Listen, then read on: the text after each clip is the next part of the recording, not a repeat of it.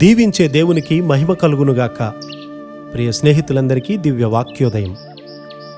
ఈనాటి పాఠ్యభాగము ఆదికాండము 27:34.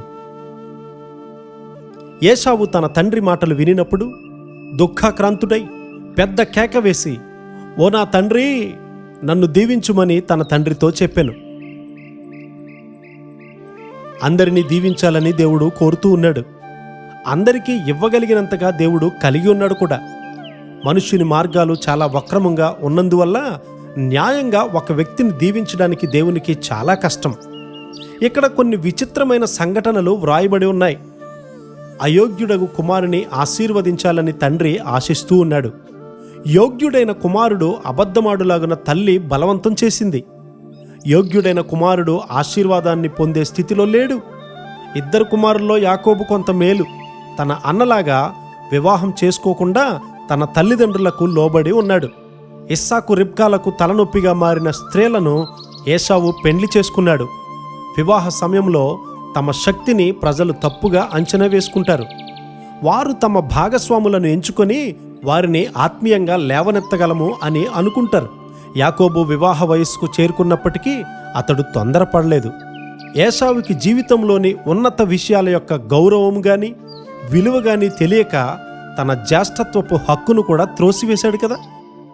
యాకోబు గారు అబద్ధం చెప్పకుండా విశ్వాసాన్ని ప్రయోగించి ఉంటే దీవెనలు పొందేవాడే.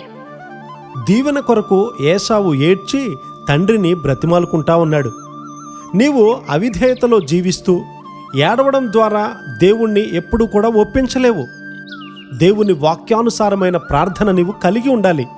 అతని చివరి దినాల్లో సహితము ఒక వ్యక్తి తన పాపాలను గూర్చి పూర్తిగా పశ్చాత్తాపపడితే తన పాపముల యొక్క శిక్ష తన సంతానం మీద ఉండకుండా ఉంటుంది. భక్తి కలిగినటువంటి యెహోషాపాతు గారు భక్తిహీనుడైన రాజుతో వియ్యమంది తన మీదికి తానే ఉగ్రతను తెచ్చుకున్నాడు కదా. దైవభక్తి లేని వారితో ఎప్పుడు కూడా స్నేహం కలిగి ఉండవద్దు. అలాంటి వారితో నీవు స్నేహం కలిగి ఉంటే దేవుడు నీ జీవితాన్ని మిశ్రితము కానటువంటి ఆశీర్వాదంగా చేయలేడు. ఒకసారి ఒక క్లిష్టమైన పరిస్థితి ఏర్పడినప్పుడు యెహోషాపాతు దేశము మొత్తము ప్రార్థన చేసేలాగు చేసి గొప్ప విజయాన్ని పొందాడు.